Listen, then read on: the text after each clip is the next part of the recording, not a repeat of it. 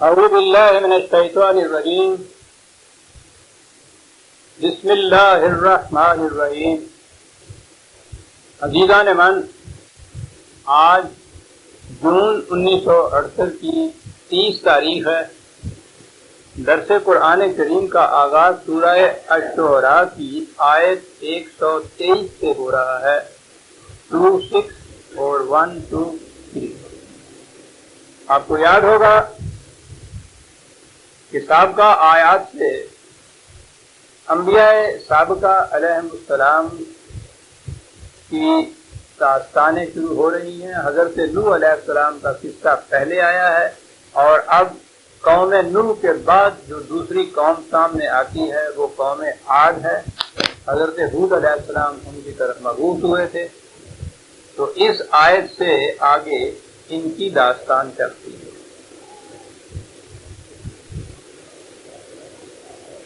لیکن اس داستان کے آغاز سے پہلے ایک اصولی طور سے بڑا اہم نقطہ ہے، میرے ذہن میں آیا کہ میں اس کی وضاحت کر دوں، اور وہ بڑی اہم چیز ہے۔ آپ نے اسلامی نظام، اقامت دین، نظام خداوندی، اور پھر پچھلے سال سے نظام مصطفیٰ وغیرہ کی اصطلاحات عام طور پر سنی ہیں، اور جیسا میں نے کہا ہے پچھلے سال سے تو یہ نظام مصطفیٰ کی اصطلاح سارے فضا میں پھیلی ہوئی ہے۔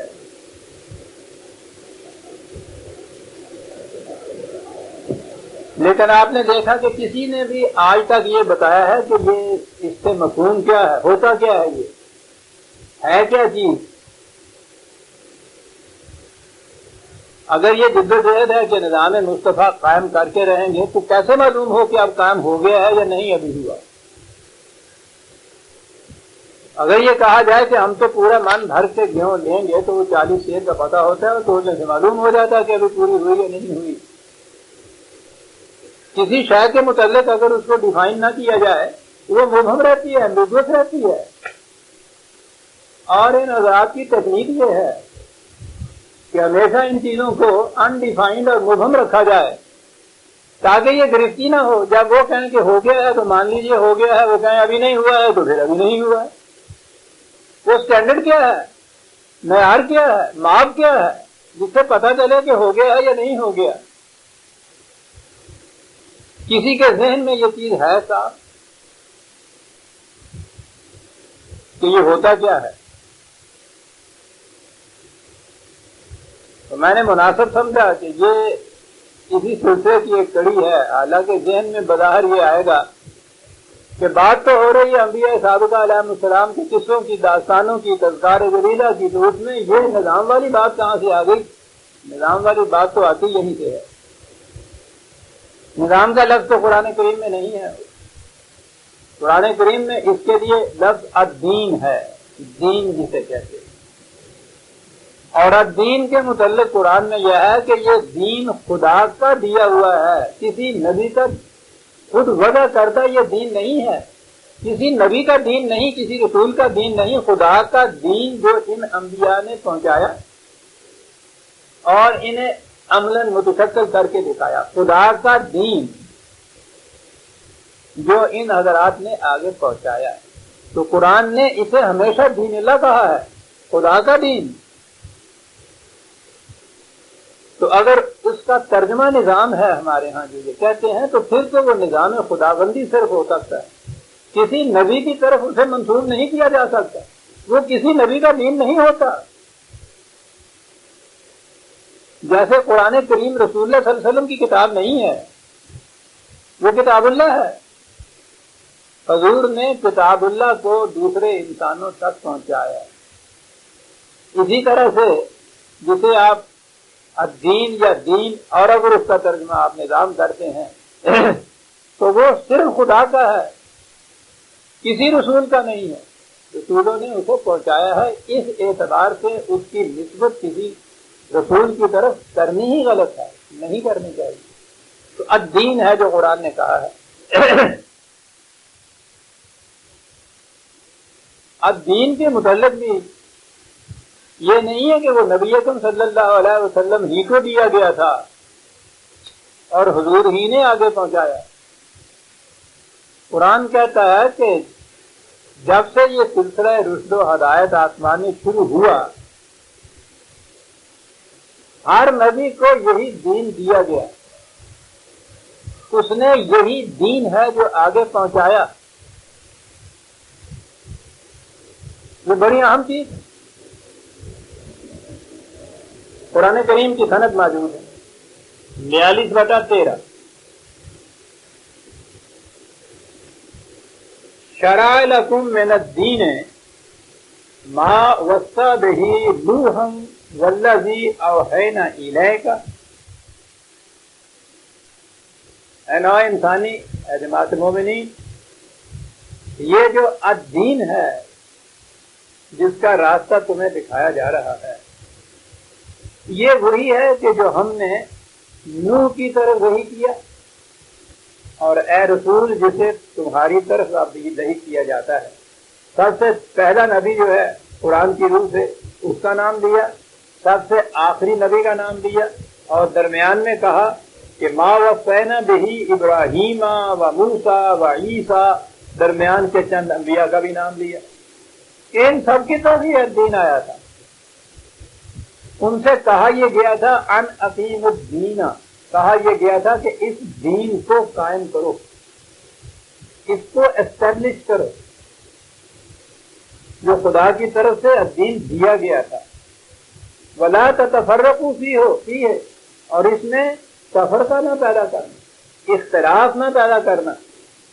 دین خدا کی طرف سے دیا گیا ہے، انبیاء کرام اس کو پہنچائیں گے، قائم کریں گے، اس میں تفرقہ نہیں کریں گے۔ یہ اتنی اہم چیز ہے کہ شرک اور توحید کے درمیان مابین امتیاز چیز ہی الدین ہے۔ کہا کہ کبر علی المشرکین ما تدعوہم الیہ۔ اے رسول، اے جماعت مومنین، جس الدین کی طرف تم دعوت دیتے ہو، مشرکین پر یہ بڑا ہی گراں گزرے گا۔ تو ہمارے ہاں تو مشرکین صرف ہندوؤں بت پرستوں کو کہتے ہیں نا، بس اور تو ہم سمجھتے ہیں مشرک کوئی ہے نہیں۔ شرک یہ احکام خداوندی کے ساتھ انسانوں کے بنائے ہوئے قوانین کی اطاعت کرنا، یہ شرک۔ الدین صرف خدا کا دیا ہوا نظام اور خدا ہی کے احکام کو نافذ کرنے کے لیے اس کو قائم یا اسٹیبلش کیا جاتا ہے۔ اگر اس میں انسانوں کے بنائے ہوئے قوانین کو بھی شامل کیا جائے تو یہ شرک ہے۔ تو کہا کہ ان لوگوں پر جو چیز بڑی گراں گزرے گی کہ خالق خداوندی احکام اور اصول و اقدار کی اطاعت، اور یہ الدین کسی انسان کا نہیں ہے۔ اللہ ہو یجتبی الیہ من یشاء و یہدی الیہ من ینیب۔ دین دینے کے لیے جسے خدا اپنی مشیت کے مطابق سمجھتا تھا اسے منتخب کر دیتا تھا، لیکن اس دین کی طرف جو آنا چاہے وہ اپنے اختیار و ارادے سے آ سکتا ہے۔ اب دین تمام انبیاء کرام کو دیا گیا، اور جب یہ الدین تو نظری حیثیت سے آئے گا، یہ تو نظریات ہوں گے، یہ تو کچھ اصول ہوں گے جو دیے گئے۔ جب ان اصولوں کو عملی شکل دے دی جائے گی تو اسے الاسلام کہا جائے گا۔ گویا الدین خدا کی طرف سے دیا ہوا نظام نظریات کی شکل میں، اور ان نظریات کو جب عملاً متشکل کر دیا جائے تو اس کا نام اسلام۔ قرآن کریم میں ہے 3/18 کا رقم، ان الدین عند اللہ الاسلام۔ اللہ کے نزدیک الدین، اس کی جو محسوس و مشہود اور وہ نظر آنے والی محسوس شکل جو ہے وہ ہے الاسلام۔ تو گویا اللہ کے نزدیک نظام خداوندی الاسلام کا نام ہے۔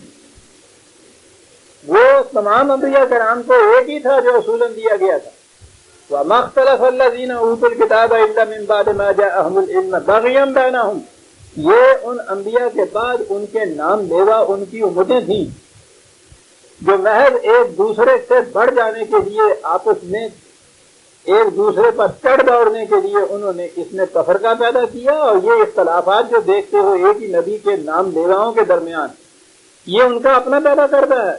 ورنہ الدین اصولی طور پر حضرت نوح علیہ السلام سے لے کے نبی اکرم صلی اللہ علیہ وسلم پر ایک ہی تھا، اور سب کو وہی دین دیا گیا تھا، اور ان سے کہا گیا تھا کہ تم نے اس میں تفرقہ نہ پیدا کرنا۔ تو کہا کہ یہ نبیوں میں تفرقہ نہیں ہوا، یہ نہیں ہوا کہ حضرت نوح علیہ السلام نے کوئی اور دین پیش کیا اور حضرت ہود نے کوئی اور پیش کیا اور رسول اللہ نے کوئی اور دین پیش کیا۔ وہ تو ایک ہی چیز خدا کی طرف سے دیا ہوا دین پیش کرتے تھے، ان کے بعد ان کے نام لیوا اپنے مفاد کی خاطر ان میں تفرقہ پیدا کر دیتے تھے۔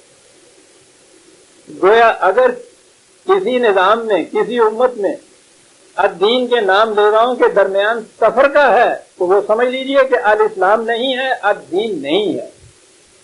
یہ ہے الدین، یہ ہے وہ نظام۔ نظام ترجمہ کرنا ہے تو نظام خداوندی کہہ سکتے ہیں اس کے۔ دین خداوندی ہے، دین اللہ کہا ہے قرآن نے اس کو۔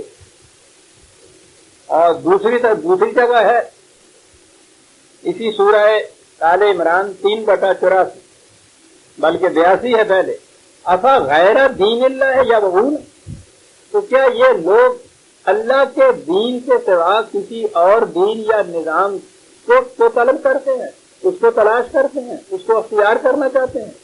تو دین اللہ ہے، افا غیر دین اللہ یبغون، اللہ کا دیا ہوا دین ہے، اس کے سوا کوئی اور نظام قابل قبول نہیں ہے۔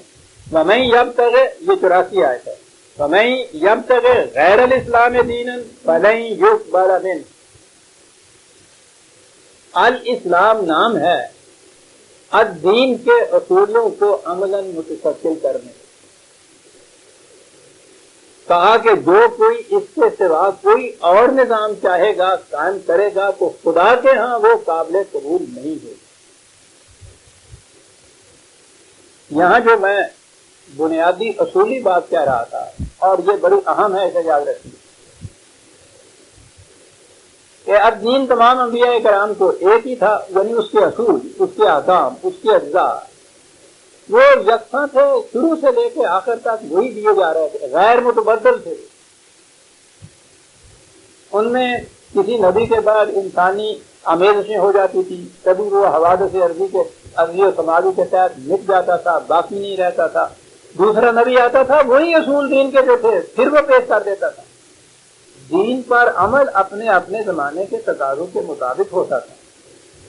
تو گویا الدین کی عملی شکل جو تھی وہ تو مختلف زمانوں میں مختلف ہو سکتی تھی، الدین کے اصول بنیادی نظریات جو ہیں وہ مختلف نہیں ہو سکتے تھے، نہ تھے۔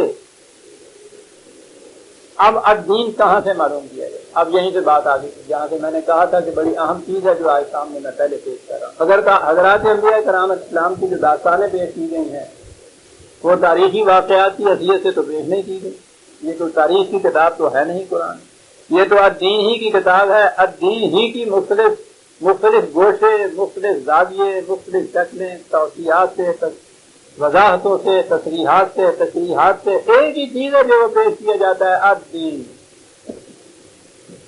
حضرات انبیاء کرام کے ذکر میں آپ دیکھیں گے کہ وہ سارے دین کے گوشے ایک ہی نبی کی داستان کے سلسلے میں سامنے نہیں لائے گئے۔ ان کے زمانے میں دین کے خلاف جو نظام قائم تھا اس قوم میں جس میں وہ مبعوث ہوئے تھے، اس نظام کے جو اہم گوشے تھے ان کے متعلق ذکر کیا انہوں نے کہ یہ چیز خلاف دین ہے، خدا کے نظام کے خلاف ہے، طرف انسانیت کے خلاف ہے، باطل ہے، اور اس کے بعد انہوں نے اس کی جگہ خدا کے الدین کے کچھ گوشے جو تھے وہ دیے کہ یہ غلط ہے، یہ صحیح ہے۔ ایک نبی آپ دیکھیں گے قرآن میں ایک دو زیادہ سے زیادہ گوشے ہیں جو وہ پیش کر رہے ہیں۔ یہ معنی نہیں ہے کہ انہوں نے اپنی ساری تعلیم وہ ہوئی تھی جو انہوں نے اس طرح پیش کی، وہ تو الدین کے مختلف اصول سارے پیش کرتے تھے، اس زمانے کے تقاضے کے مطابق جس چیز نے زیادہ اہمیت اختیار کر رکھی تھی اسے زیادہ نمایاں کر کے قرآن نے پیش. جیسا ہمارا یہ دور ایج آف اکنامکس کہلاتا ہے، اس دور کے اندر ٹھیک ہے باقی گوشے بھی دین کی اہمیت رکھتے ہیں، لیکن اب دین کا جو معاشی گوشہ ہے اس نے خاص اہمیت اختیار کر رکھی، جس طرح کہ حضرت شعیب علیہ السلام کے زمانے میں ہوا. ہم دیکھتے ہیں کہ ان کی ساری دعوت جو ہے وہ معاشیات کے متعلق ہے. یہ نہیں کہ انہوں نے صرف اتنا ہی دین کا حصہ پیش کیا تھا، اب دین کے سارے نظریے پیش کیے. تو قرآن نے ان انبیاء کرام کے جو داستانیں یا تذکرے ہمارے سامنے پیش کیے ہیں ان میں دین کے وہ اہم گوشے جنہیں انہوں نے اپنے زمانے میں پیش کیا یا متشکل کیا انہی کو قرآن نے بیان کیا. تو اب آئیے جو میں کہنا چاہتا ہوں، ان انبیاء کرام کے داستانوں کے یہ جو اہم گوشے ہیں یہ اجزائے ترکیبی ہیں، اب دین کے کمپوننٹ پارٹس ہیں. یہ جو کچھ انہوں نے آ کے اپنی اپنی قوم سے جو کہا تھا کہ یہ غلط ہے اور یہ صحیح ہے، جو صحیح ہے اسے آپ اگر یک جا کر لیں تو اب دین کا گلدستہ آپ کے سامنے آ جائے گا. گویا یہ داستانیں کہانیاں نہیں ہیں، یہ داستانیں اب دین کے مختلف گوشوں کو پیش کر رہی ہیں. تو اب اگر کہا جائے کہ اب دین کیا ہے تو قرآن کریم سے نہایت آسانی سے اس کو مدون کیا جا سکتا ہے. اور وہ یہ کہ ان انبیاء کرام نے جس جس چیز کے خلاف آواز اٹھائی وہ باطل کا نظام تھا، اس کی جگہ جو انہوں نے پیش کیا وہ خدا کا دین تھا. اور ان کو آپ اکٹھا کرتے چلے جائے ان اجزاء کو تو آپ دیکھیں گے کہ اس سے ایک کل مرتب ہو جاتا ہے. اور وہ کل ایسا ہے جو حضور نبی اکرم صلی اللہ علیہ وسلم نے اپنے دور میں کل کی حیثیت سے دنیا کو دیا، کیونکہ حضور خاتم النبیین تھے. گویا دین کے جتنے بکھرے ہوئے منتشر گوشے مختلف انبیاء کرام کی داستانوں میں ہمارے سامنے آتے ہیں، ان کی مجموعی اور کلی حیثیت جو ہے وہ نبی اکرم صلی اللہ علیہ وسلم سے پیغام اور تعلیم میں ہمارے سامنے آتی ہے قرآن کریم کے اندر. اور ان میں حضرت نوح سے لے کے رسول اللہ صلی اللہ علیہ وسلم تک دین کے ان گوشوں میں کہیں اختلاف نہیں ہے. انہیں اکٹھا کر دیجیے یا ان کی کلی حیثیت جو قرآن نے حضور کی زبان مبارک سے پیش کی ہے انہیں سامنے لے آئیے، ایک چیز آئے گی. یہ ہے جی اب دین، یہ ہے نظام خداوندی. اب جیسا کہ میں نے عرض کی ہے اس کا متعین کرنا تو کچھ مشکل ہے ہی نہیں. قرآن ہمارے سامنے، انبیاء کے دستار ہمارے سامنے، انہوں نے جو اہم طور پر جو دعوت اپنی پیش کی تھی اس کے گوشے ہمارے سامنے، ان کو یکجا کر لیجیے، اکٹھا کرتے چلے جائیے. اور پھر قرآن کریم میں آپ دیکھیں گے رسول اللہ کے زمانے میں وہ سارے کے سارے یکجا کیے ہوئے ملیں گے ہمیں. تو یہ تو مشکل ہی کچھ نہیں. لیکن جب یہ دین پیش کر دیا جائے تو پھر میں آپ ہر وقت دیکھ سکتا ہے نا کہ یہ جو تاریخیں دعوتیں چلائی جا رہی ہیں یہ اس دین کی طرف جاتی ہیں یا اس کے خلاف جا رہی ہیں. اب جب کہا جائے کہ دین نافذ ہو گیا ہے، نظام نافذ ہو گیا ہے تو ماپا جائے گا نا، تولا جائے گا نا، پہچانا جائے گا نا کہ ہو گیا ہے یا نہیں ہو گیا.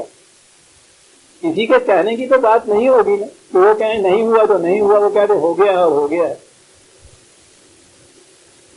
یہ ہے وہ چیز، دین میں ابہام نہیں ہے. قد تبین الرشد من الغی، قرآن کہتا ہے کہ ہم نے تو غلط اور صحیح کو نمایاں طور پر واضح کر کے بیان کر دیا. تو جسے خدا کہتا ہے کہ واضح طور پہ بیان کر دیا، اس کے متعلق اس ابہام کے اندر رہنا کہ ایک کا بیان دوسرے سے ملتا ہی نہیں ہے، یہ اچھی وضاحت ہے. یہ کیوں نہیں ایک کا دوسرے سے مل رہا؟ یہ خدا کا دیا ہوا جو دین ہے اسے نہیں پیش کر رہے. یہ اپنے اپنے جو ان کے مقتدار ہیں، اپنے اپنے فرقوں کے جو بانی ہیں یا ان کے ائمہ ہیں یا خود اپنے یہ فرقے ہیں، یہ ان کا بنایا ہوا دین پیش کر رہے ہیں. اور قرآن نے تو خود کہا کہ انبیاء کے بعد یہ جتنے بھی مختلف فرقوں کے بانی پیش کرتے ہیں یہ ہے جس میں اختلاف ہے. اب دین میں اختلاف ہو ہی نہیں سکتا. اور اس سے اگلی بات صاف ہو گئی کہ جب تک یہ الگ الگ فرقے باقی ہیں الدین اپنی اصلی شکل میں سامنے آ ہی نہیں سکتا، اس میں تو اختلاف نہیں، اور یہ کسی ایک معاملے میں بھی متحد نہیں. متحد تو اس نعرے میں تھے نا، یا نعرے میں ہیں یا اس دعوے میں ہیں دین مصطفیٰ، دین خداوندی. دین خداوندی تو یہ کہتے ہی نہیں ہے، اسلامی نظام، نظام شریعت، نظام مصطفیٰ کبھی نہیں بتائیں گے کہ یہ ہے کیا، کیونکہ اس سے تو پھر اس کی طرف ہو جاتی. ایک کا بتایا ہوا دوسرے کے ساتھ ملتا ہی نہیں، مل سکتا ہی نہیں، تو یہ کام کس طرح سے ہو جائے گا؟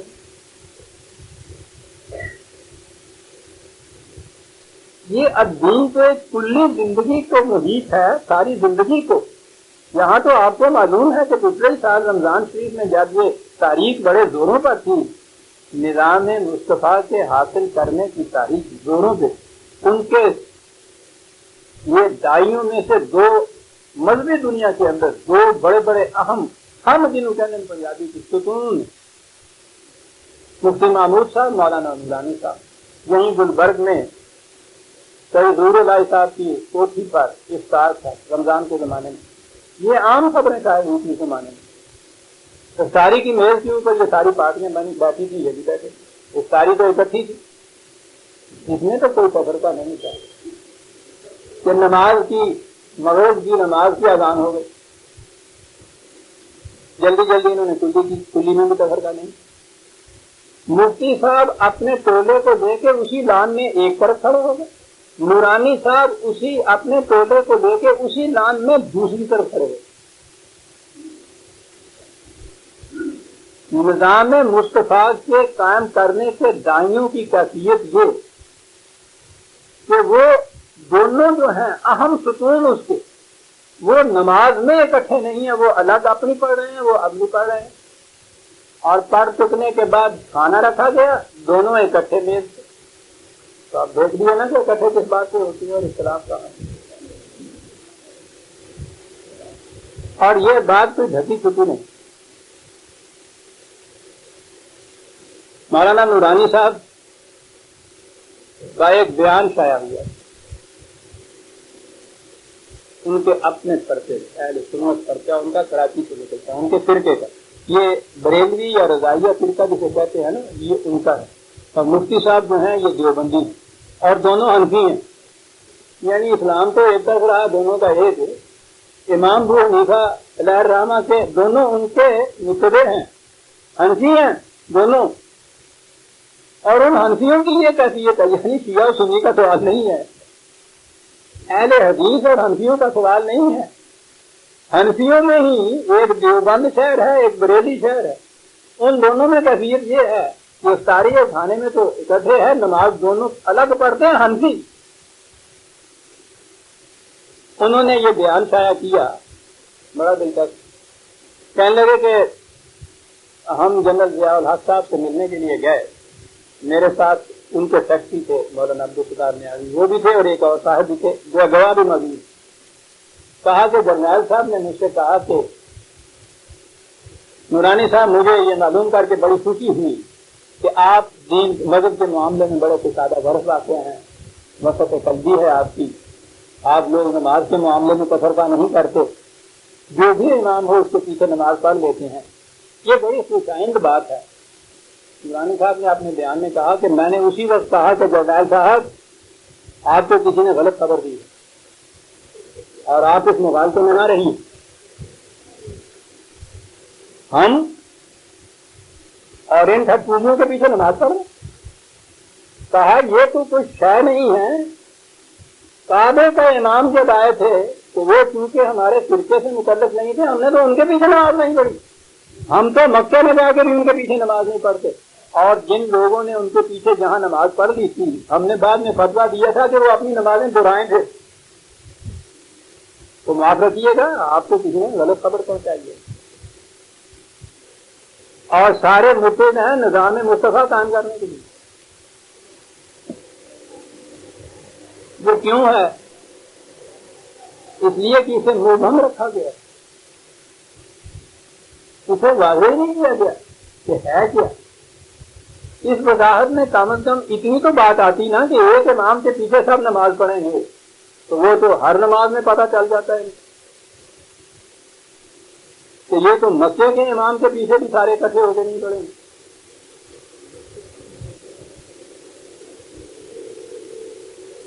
لیکن میں نے جو عرض کیا ہے کہ پھر یہ دین جسے کہا گیا ہے، جسے نظام خداوندی کہیں گے،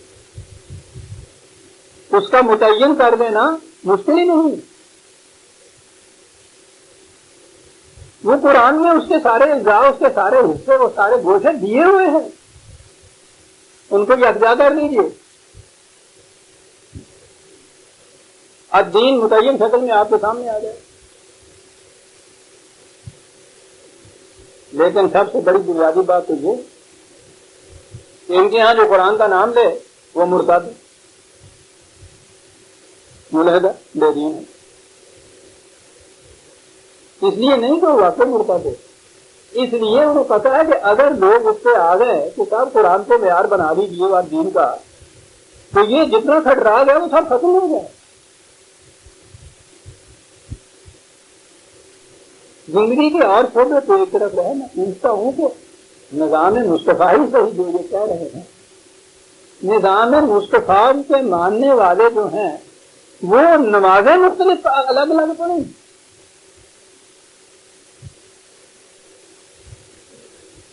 جو بات میں نے بیان کرنی تھی وہ یہ، اس کو اچھی طرح پلے باندھ دیجیے. تو حضرات انبیاء کرام کی جو داستانیں آئیں نا، انہوں نے جس پہلو کے خلاف احتجاج کی آواز بلند کی وہ غیر خداوندی دین کے حصے باطل تھا وہ، اور اس کی جگہ جو انہوں نے خود پیغام دیا وہ نظام خداوندی یا الدین جو ہے وہ اس کے اجزاء تھے. اور اس طرح سے ان تذکار پہ آتے چلے جائیے اور جو انہوں نے کہا ہے اس کو یکجا کرتے چلے جائیے. جب آپ آخر میں پہنچیں گے نبی اکرم صلی اللہ علیہ وسلم تک، تو الدین یا نظام خداوندی اپنی مجموعی مکمل شکل میں آپ کے سامنے ہوگا. تو یہ جتنے آپ کے سامنے داستانیں آئے ہیں وہ اس مقصد کے لیے ہیں. ان سے یہ حاصل ہوگا. حضرت نوح علیہ السلام آ گئے ہمارے سامنے، پہلی داستان کیا کہا انہوں نے، کیا پیغام تھا، کیا نظام رائج تھا اس زمانے میں اس قوم میں بلکہ ساری دنیا میں. وہ یہ کہ قومیت کا مدار خون کا رشتہ، نسلی، قوم نسلی ہوتی ہے. ایک نسل کے، ایک خون کے، ایک قبیلے کے، ایک خاندان کے افراد جو نسلاً مشترک ہوں وہ ایک قوم بنتی ہے، خواہ ان کے عقیدے کچھ بھی کیوں نہ.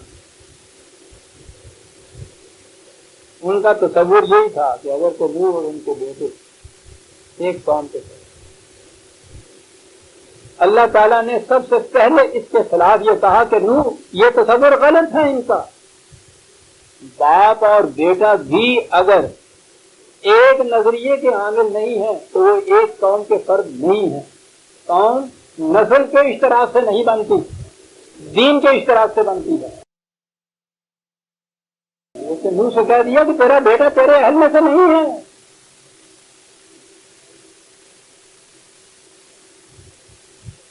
اسی طرح ان کی بیوی کے متعلق بھی کہا، وہ بھی اس اشتراک میں نہیں. انہوں نے کہا کہ نہیں، وہ اپنوں میں سے نہیں ہو سکتی. حضرت ابراہیم علیہ السلام آگے آئیں گے، ان سے کہہ دیا کہ باپ سے انہوں نے کہہ دیا اپنے سے کہ تو اور میں ایک قوم کے فرد نہیں، باپ اور بیٹا نہیں.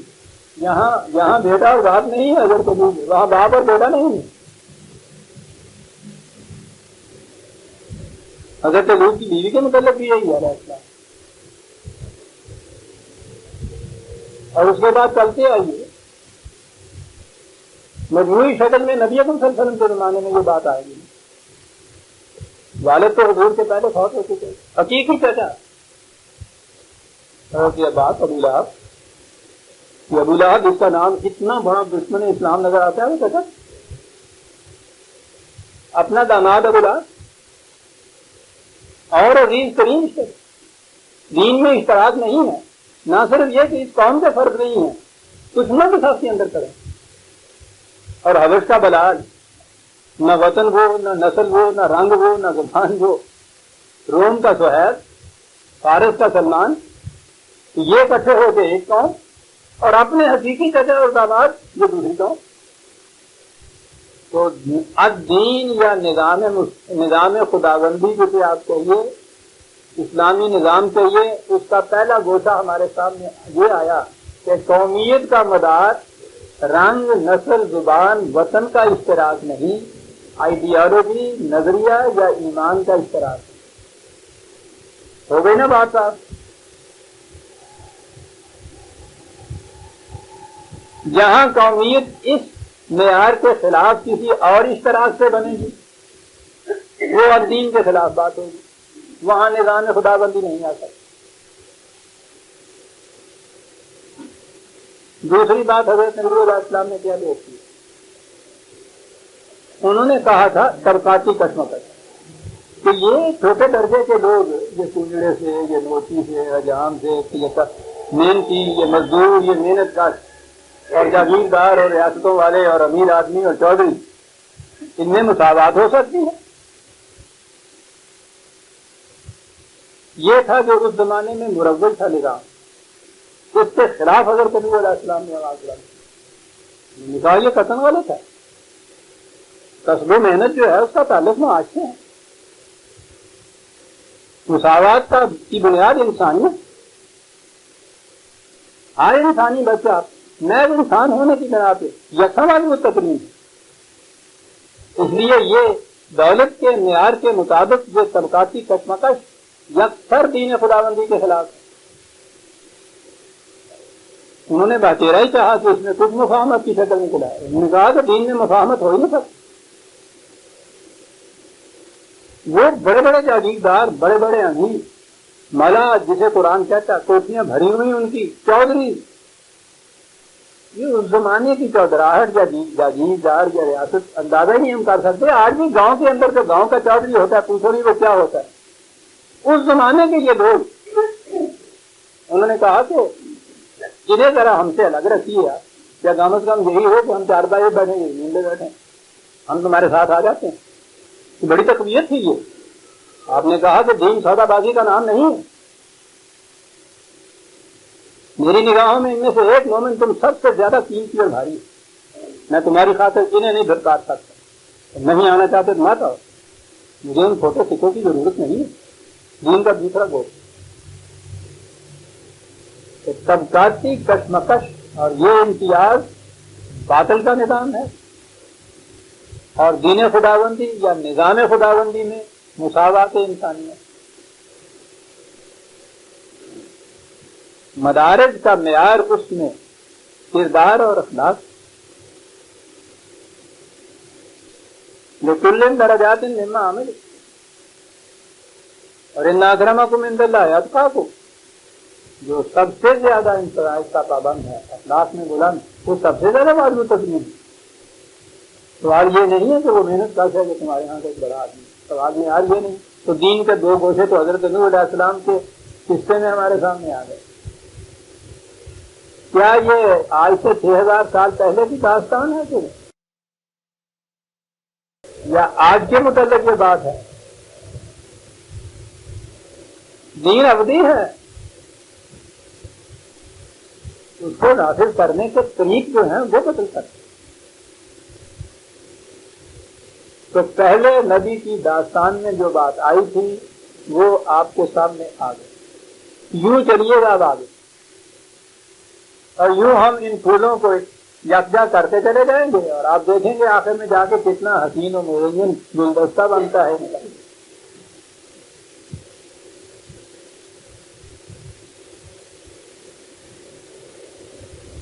اب اگلا نبی ہمارے سامنے آتے ہیں. اگلی قوم ہے قوم عاد. ان کی طرف مبعوث ہوئے حضرت ہود علیہ السلام. جس طرح اب دین ایک ہی چلا آ رہا ہے، آپ دیکھیں گے کہ ان انبیاء کی دعوت جو ہے اصولی طور پر وہ بھی مشترک چلی آ رہی ہے. وہی الفاظ آئیں گے جو ہر نبی کے پہلے نبی کے ضمن میں آئے. کذبت عاد للمرسلین. یہی الفاظ حضرت نوح کے متعلق آج نے بھی قوم عاد نے بھی خدا سے بھیجے ہوئے پیغام رسانوں کی تقریر کی. اذ قال لهم اخوهم ہود الا تتقون، جب ان کے بھائی بندوں میں سے رسول باہر سے اجنبی نہیں آیا کرتا تھا، وہ انہی لوگوں میں سے ہوتا تھا اور مؤثر بھی اسی کی دعوت ہو سکتی ہے جو انہی لوگوں کے اندر سے. اس لیے کہ ایک بڑی چیز اس میں یہ بھی ہوتی ہے کہ رسول اپنی زندگی کو بھی اپنی دعوے کی صداقت کی شہادت میں پیش کرتا ہے، تو وہ تو وہی کر سکتا ہے نا جس نے ان کے اندر زندگی بسر کی ہے. باہر سے آیا ہوا یہ کیا کہہ سکتا ہے کہ تم نے دیکھا میں نے اپنی زندگی کیسے گزاری ہے؟ وہ کہتے ہیں ہم تو جانتے نہیں ہیں تم تو کل آئے ہو جائیں. تو رسول انہی میں سے ہوتا ہے. کہا یہ کہ کیا تم زندگی کے راستے پر خطرناک گھاٹیوں سے بچ کر چلنا چاہتے ہو یا نہیں؟ تو کون کہے گا کہ نہیں صاحب ہم تو کبانے میں جانا چاہتے. اب آگے بات آئی کہ وہ گھاٹیاں ہیں کیا. وہ ان گھاٹیوں کو خطرناک سمجھتے نہیں. رسول کو نزدیک کہا اس لیے جاتا ہے کہ وہ بتاتا ہے کہ نہیں بابا اندھو ہے تم یہ کنواں ہے.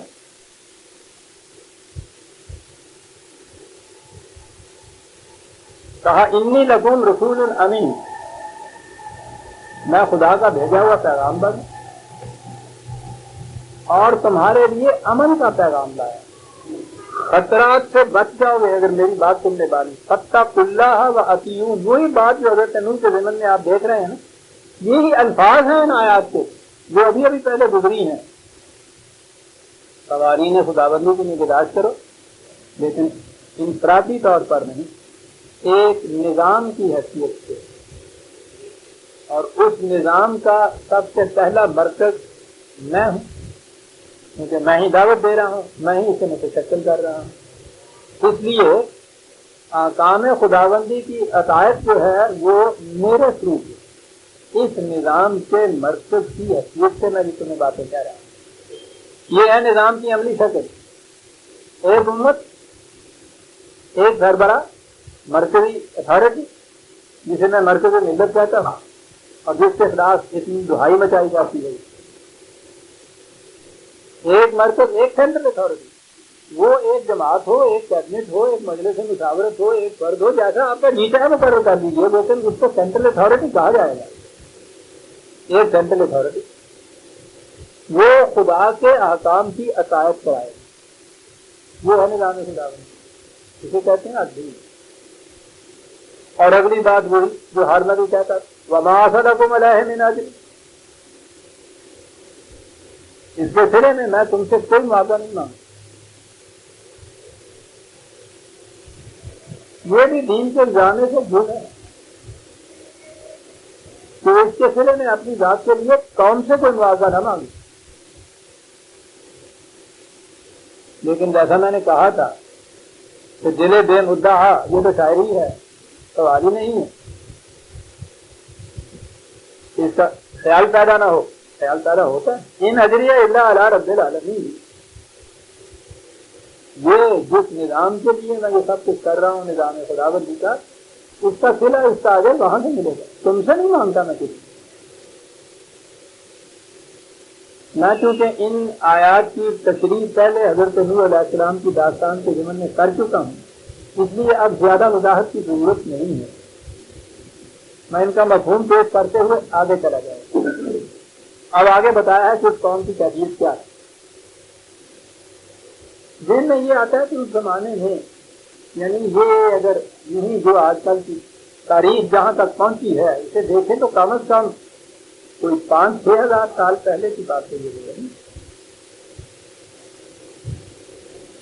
لیکن دور وہ نہیں ہے کہ جس میں ابھی لوگ غاروں میں رہتے تھے یا درختوں پہ زندگی بسر کیا کرتے تھے. اس دور سے آگے نکلا ہی ہے زندگی. انسان تمدنی دور میں پہنچ چکا ہوا. اب اس قوم کے متعلق پہلی چیز یہ کہی، اور اسی سے معلوم ہوتا ہے کہ قوم تمدنی سطح پر کتنی اونچی ہو چکی ہے. یہ جو میموریل اور یادگاریں قائم کی جاتی ہیں، یہ ساری تاریخ میں ہمیں قدرے مشترک نظر آتی ہیں. مختلف سلطنتیں، مختلف حکومتیں، اپنی اپنی یادگاریں قائم کرتے ہیں زندہ جاوید رہنے کے لیے، نام قائم رکھنے کے لیے۔ میموریل تو اسی لیے وہ میموری سے ہے نا کہ ان کی میموری قائم رہے۔ مرنے کے بعد بھی انسان مرنا نہیں چاہتا، حالانکہ زندہ جاوید یا حیات جاوید حاصل کرنے کے لیے ذرائع اور ہیں، لیکن بہرحال ان قوموں کے سامنے ہر چیز مادی تھی، اس لیے میموریل بھی جتنے آپ دیکھیں گے مادی بنے ہوئے ہوتے ہیں، بڑے بڑے ستون، بڑی بڑی لاٹیں، چٹانوں پر کندہ کیے ہوئے احکام، اس قسم کی چیزیں یہ ہوتی ہیں۔ اندازہ لگائیے کہ 3000 سال یا 5000 سال پیش ہے، دین خداوندی کیا دعوت دیتا ہے؟ تو کہتا یہ ہے اَتَبْنُونَ بِكُلِّ رِیعٍ آیَةٍ تَعْبَثُونَ، تم بڑی بڑی بلند چٹانوں کے اوپر یادگاریں قائم کرتے ہو، وہ یادگاریں ایسی ہیں جن کا فائدہ کوئی نہیں ہوتا، ابد ہے۔ یعنی اگر ایک لاٹ کھڑی کر دی جائے پہاڑی کے اوپر، انسانیت کو اس سے کیا فائدہ پہنچے؟ تم نے اپنے اس جذبے کی تو تسلیم کر لی کہ ہماری قوم کی یادگار یہ لوہے کی لاٹ ہمیشہ رہے گی، انسانیت پہ سے کیا حاصل ہے؟ کیا بات 5-6 ہزار سال پہلے بات کہی جا رہی ہے کہ بابا یادگار قائم کرنے کے خلاف نہیں ہوں میں، یادگار وہ قائم کرو جو نوع انسانی کے لیے مفید ہو۔ اصول قرآن نے دیا ہے یمکث فی الارض ما ینفع الناس، یاد رکھو بقا اسی عمل کو، اسی نظریہ کو، اسی خیر کو ہے جو تمام نوع انسانی کے لیے منفعت بخش ہے۔ بقا چاہتے ہو نا، چاہتے ہو نا کہ دنیا میں رہ کے دنیا کا جسے کہتے ہیں نام رہے۔ یمکث فی الارض، آؤ میں بتاؤں تمہیں، یہ لاٹیں کھڑی کرنے، ستون بنا دینے، اس سے نہیں یہ بقا نصیب ہو جاتی۔ بقا نصیب ہوتی ہے وَأَمَّا مَا يَنفَعُ النَّاسَ، انسانیت کو فائدہ کتنا پہنچا اس سے؟ ٹھیک ہے، اسپتال بناتا ہے، تعلیم گاہیں قائم کرتا ہے،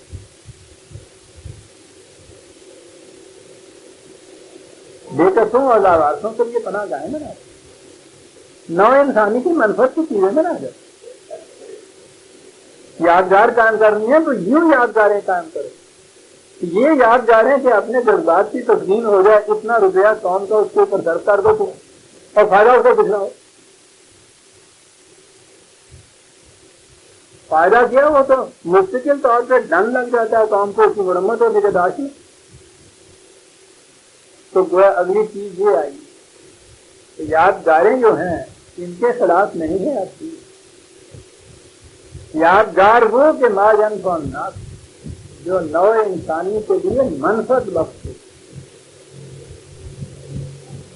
وَتَتَّخِذُونَ مَصَانِعَ لَعَلَّكُمْ تَخْلُدُونَ، بڑے بڑے قلعے بناتے ہیں، بڑے بڑے مضبوط محلات بناتے ہیں، کائے کے لیے؟ تاکہ تمہیں حیات دوام حاصل ہو جائے۔ کہا کہ بڑے بڑے مضبوط قلعوں اور محلوں کے اندر حیات دوام حاصل نہیں ہو سکتا ہے یہ قلعے اور یہ محل تو کافی باقی رہ جائیں، تمہیں تو حیات دوام حاصل نہیں ہو۔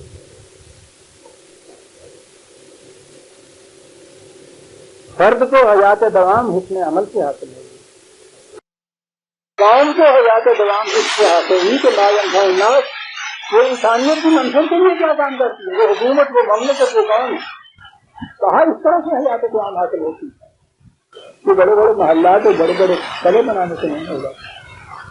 یہ بھی ضروری ہے کیونکہ اپنے خطہ زمین کی حفاظت میں ہے، ضروری ہے نا، لیکن حیات دوام حسن عمل سے ہوتا ہے۔ فاتقوا اللہ واطیعون، میں نے دانستہ درمیان کی آیت کو میں چھوڑ دیا ہوں کیونکہ وہ ہے جو ان کے خلاف الزام یا جرم عائد ہو رہا ہے، تو فرد جرم میں بعد میں عرض کروں گی۔ قوانین خداوندی کی نگہداشت کرو اور اس نظام کے تابع آ جاؤ جس کا سربراہ میں ہوں اس وقت. واتقوا الذی امدکم بما تعلمون امدکم بانعام وبنین وجنات وعیون. بتایا یہ اس زمانے کی معیشت ضروری تھی، ایگریکلچر اکانومی جسے کہتے ہیں. کہا کہ وسیع و عریض زمینیں، بڑی سرخیز سونا اگلنے والی، آب پاکی کے لیے چشمے، باغات، پھل، اجناس، فصلیں، اتنا کچھ. پھر تمہارے قبیلے، تعداد افراد کی، یہ افرادی قوت بھی بڑی چیز، یہ اتنی کثرت سے تمہیں میسر ہے. یہ انعامات خداوندی یہی چیزیں ہیں ضروری معیشت کے لیے، اس کے فروغ کے لیے. ان تمام کا تذکرہ کیا. اور اس کے علاوہ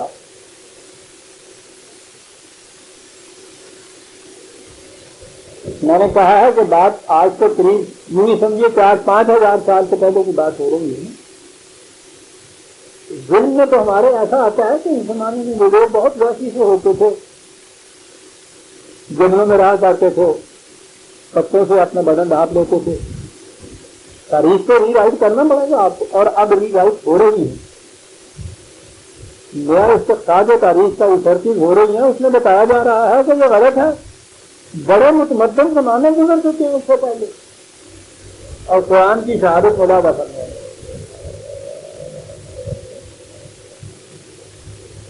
ایک جگہ کو قرآن نے صرف ایک اشارہ کیا ہے، 29/38 29/38. یہاں تو اس نے کہا ہے وَكَانُوا مُسْتَبْصِرِينَ. یہی جاہل قسم کی قوم نہیں تھی. مستبصرین بڑا جانے لگا، آنکھیں رکھتی، دیدہ ور تھے، تب کوئی دیکھتے بالتے تھے، بصیرت حاصل تھی ان کی. ایک لفظ میں یہ بات ہے. اور اس کی تفصیل دوسری جگہ دی 43/26. اور وہاں سے یہ نظر آتا ہے کہ جسے آپ آج کل تمدنی، معاشرتی، سائنٹیفک علوم کہتے ہیں، ان میں بھی یہ قومیں کتنی آگے گئی ہوئی تھی. کہا یہ ان قوموں کی کیفیت یہ تھی.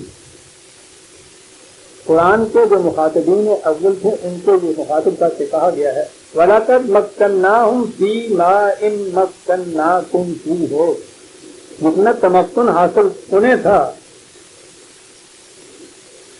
وہ تمکن تو تمہیں نہیں حاصل نہیں. یعنی دونوں کے موازنے میں ظہور اسلام کے دور میں یہ جو قوم تھی اس کا مقابلہ کر کے کہا ہے جتنا تمکن انہیں حاصل تھا وہ تمہیں نہیں حاصل نہیں ہے. کیا چیز تھی جس کی وجہ سے ان کو تمکن حاصل تھا؟ لَهُمْ سَمْعٌ وَأَبْصَارٌ وَأَفْئِدَةٌ. قرآن کریم نے علوم طبیعیت، فطرت کے علوم اور قوتوں کو حاصل کرنے کے لیے جس علم کی تاکید کی ہے اس علم کے متعلق یہ جو حواس انسان کے پرسپچل نالج جسے آپ کہتے ہیں، یہ سینس پرسپشن جو ہیں، قرآن نے اس کے لیے 3 لفظ استعمال کیے ہیں اور بڑی جامعیت ہے. سماعت، بصارت. اگرچہ ہم تو 5 حواس کہتے ہیں نا، وہ 5 حواس ہیں، لیکن جامعہ طور پہ دیکھی جائے مجموعی طور پہ بصارت اور سماعت اور اگلی چیز اور ہے آنکھیں. کہا کہ یہ آنکھیں یا کان یا تمہارے یہ جو سینسز ہیں یہ تو کچھ ڈیٹا فراہم کرتی ہے. یہاں سے مجھے آواز آتی ہے بندوق کے چلنے کی، کوئی آواز آتی ہے، وہ تو آواز ہوتی ہے. کان تو نہیں بتا سکتا کہ یہ آواز کیسی ہے. اندر ایک قوت ہے، صلاحیت ہے، وہ کہتی ہے کہ بندوق کی آواز. اس کے بعد ایک چیخ گزرتی، چیخ سے میں ایک آواز ہوتی، اندر سے آپ کی آواز آتی ہے کہ یہ تو میرے دوست کی آواز ہے. یعنی ایک چیز اندر ہے جو فیصلہ کرتی اور اس کے بعد یہ کہ مجھے کیا کرنا چاہیے. یہ جو قوت ہے نا اس کے لیے ابھی تک کوئی کمپریہنسو لفظ جو ہے کہ ان زبانوں میں آدمی کو مائنڈ کہا جاتا تھا, دماغ کہا جاتا ہے, ذہن کہا جاتا ہے, دل کہا جاتا ہے, مائنڈ کہا جاتا تھا, انٹلیکٹ کہا جاتا ہے. کوئی چیز ہے اندر کہ جو سینسز ڈیٹا فراہم کرتی ہیں اس کو وہ ایک نتیجے کو پہنچتا ہے. یہ جو نتیجے پر پہنچنے والی اندر صلاحیت ہے نا, قرآن نے اس کو عقیدہ کہا, سواد کہتا ہے.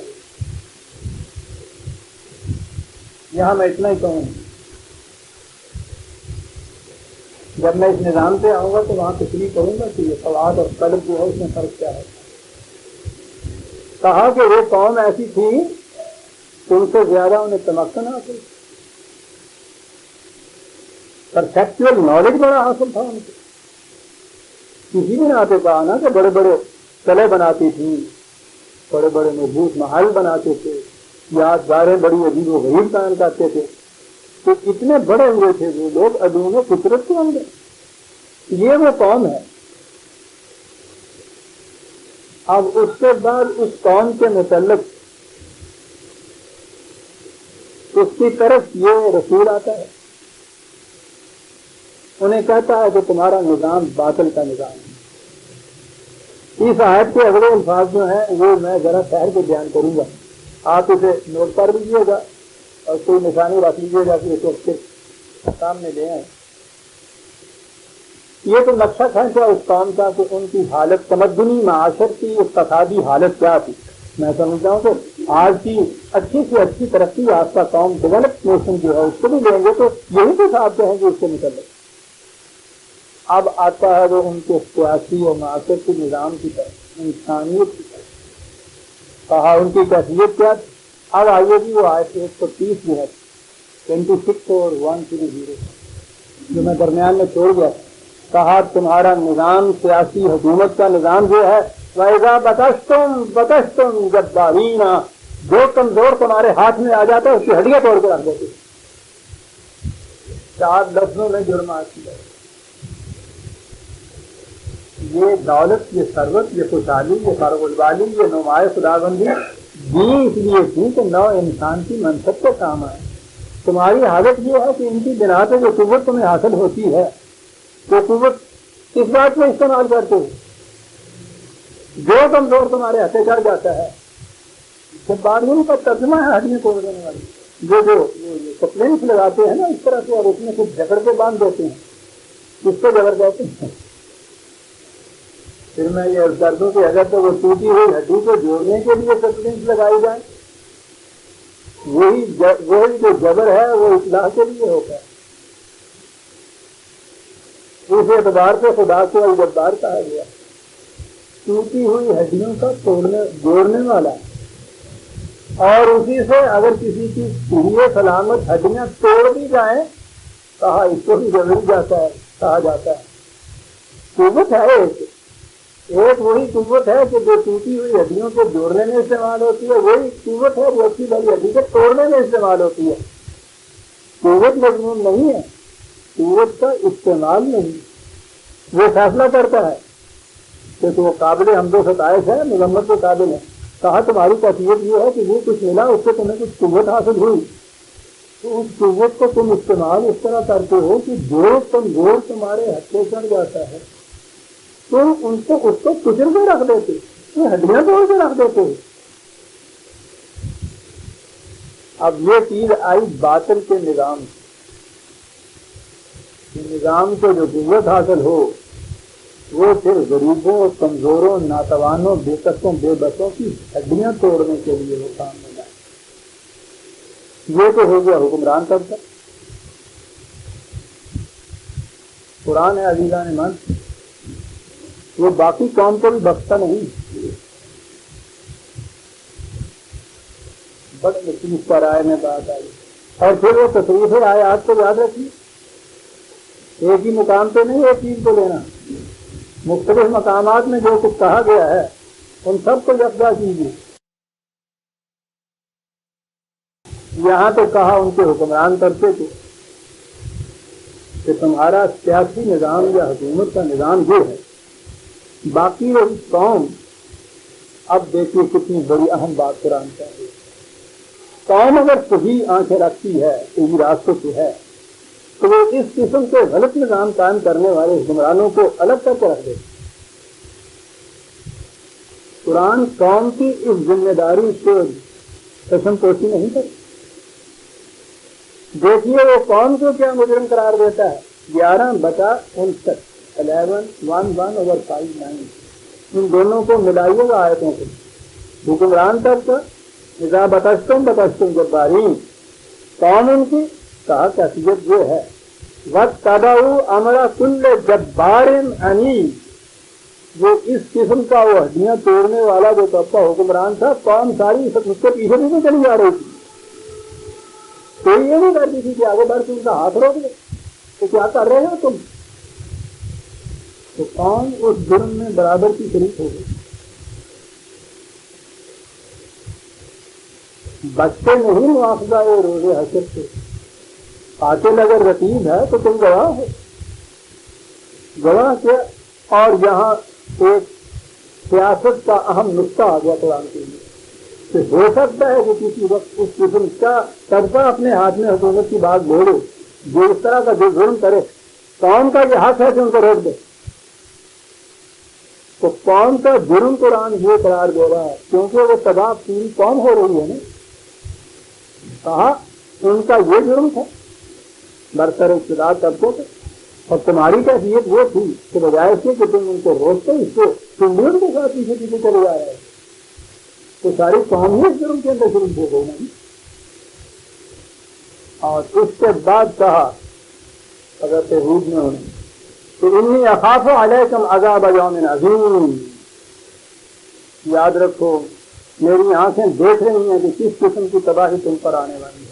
تو گویا یہ سیاسی نظام جہاں ہو کہ دولت کی فراوانیاں، علم و حکمت کی ترقیاں، یہ سب کچھ نصیب ہو، لیکن نظام وہ ہو کہ جو کہیں کمزور حد پہ چڑھ گئے اس کی ہڈیاں توڑ دیں اور قوم ساری کی ساری ان کے ساتھ چلی جا رہی ہو. اس نظام کے بعد کہا کہ میں دیکھ رہا ہوں کہ کس قسم کی تباہی تم پر آنے والی ہے. قالوا سواء علینا، یہ تباہی کے متعلق بھی یہ تو بات سامنے آ گئی اسی زمین میں کہ یہ تباہی جو تھی کس قسم کی چلی گئی.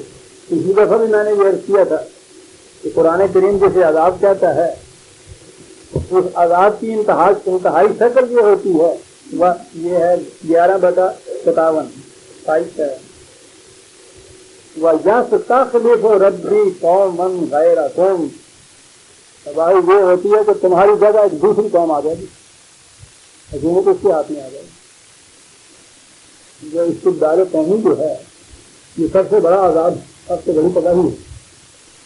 یہ نہیں ہے کہ قوم غرق ہو جاتی ہے، زمین میں تباہ ہو جاتی ہے، کسی طرح سے محکوم ہو جاتی ہے تو دوسری قوم آ جاتی ہے، حکومت وہ لے لیتی ہے، ان کو محکوم بنا دیتی ہے.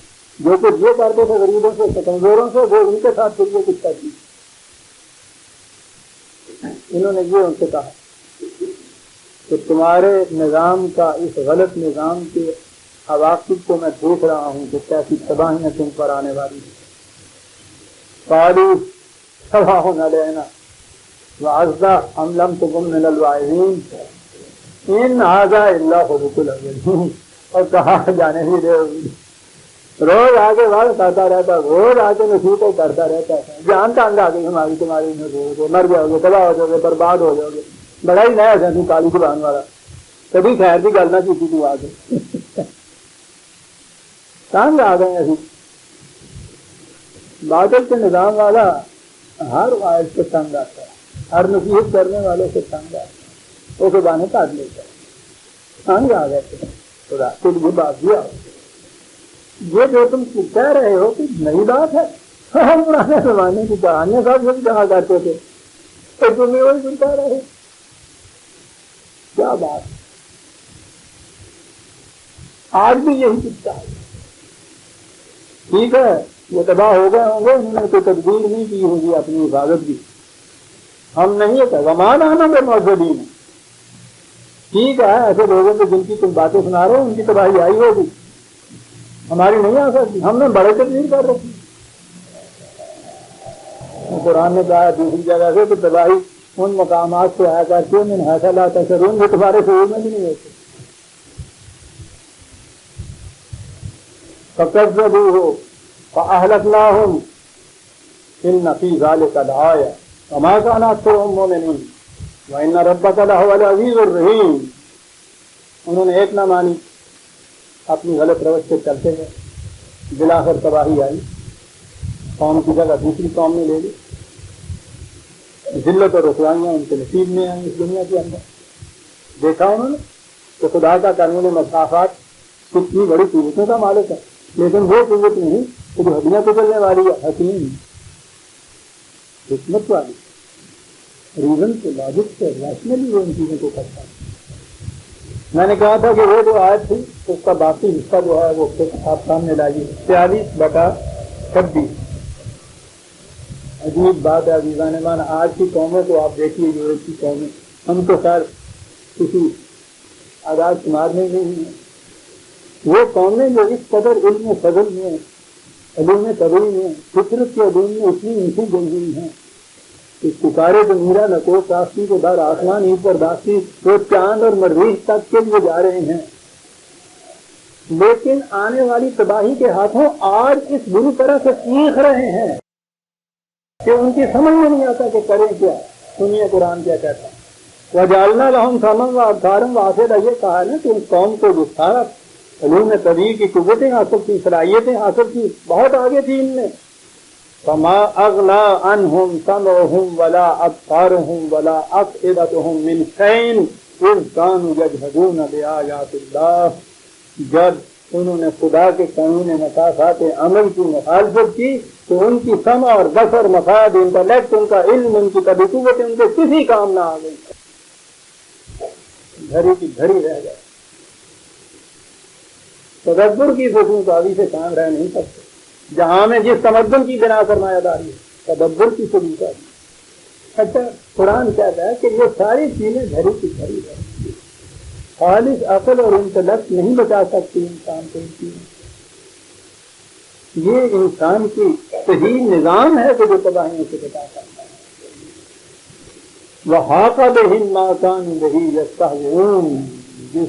جس انجام کا مذاق اڑایا کرتے تھے وہ یوں کے چاروں طرف مسلط ہو گیا کہ وہاں سے نکلنے کا راستہ چل جائے. یہ قوم آج کی داستان آیت 139 تک سمجھا، 140 تک بنے، اور اس کے بعد اگلی اور قوم آتی ہے، قوم سمود، جن کی طرف سے صالح آیا، اسے ہم آئندہ درس میں. آج میں اتنا دوہرا دوں. 2 انبیاء کے قصے ہمارے سامنے آئے، 2 قومیں. حضرت نوح علیہ السلام، دین کا کیا گوشہ ہے؟ قومیت کا معیار خون، رنگ اور وطن کا اشتراک نہیں، دین کا اشتراک، آئیڈیالوجی کا اشتراک، نظریے کا اشتراک، طبقاتی کشمکش، باطل کا نظام، مساوات انسانیت جس میں معیار تکریم حسن عمل ہے. 2 چیزیں حضرت نوح علیہ السلام. حضرت ہود علیہ السلام قوم عاد کی طرف آئے، کہا کہ یہ انٹلیکچولی کتنے آگے چلے جاؤ، فطرت کی قوتیں کتنی تمہارے قابو میں آ جائیں، لیکن اگر تمہارا نظام نو انسانی کی منفعت کے لیے نہیں بلکہ کمزوروں کی ہڈیاں توڑنے اور ان کو کچلنے کے لیے ہیں، تو یاد رکھیے کہ یہ تمہارے ہاں کی انٹلیکچوئل ترقیاں، یہ سائنٹیفک پروگریسو، فطرت کی قوتیں، ان کے اوپر تمہارا اقتدار، یہ تمہیں ہلاکت سے نہیں بچا. نظام وہی باقی رہ سکتا ہے لا ينفع الناس، جو نو انسانی کی منفعت کے لیے ہو. اب دین یا نظام خداوندی کا دوسرا گوشہ ہمارے سامنے بنتا جا رہا ہے نا، اس کا ایک چیز کے ساتھ آگے چلیں گے. اور ہم حضرت صالح علیہ السلام جو قوم سمود کی طرف آئے تھے، انہوں نے دین کا جو گوشہ پیش کیا تھا وہ ہم آئندہ لیں گے. ربنا تقبل منا انک انت السمیع العلیم.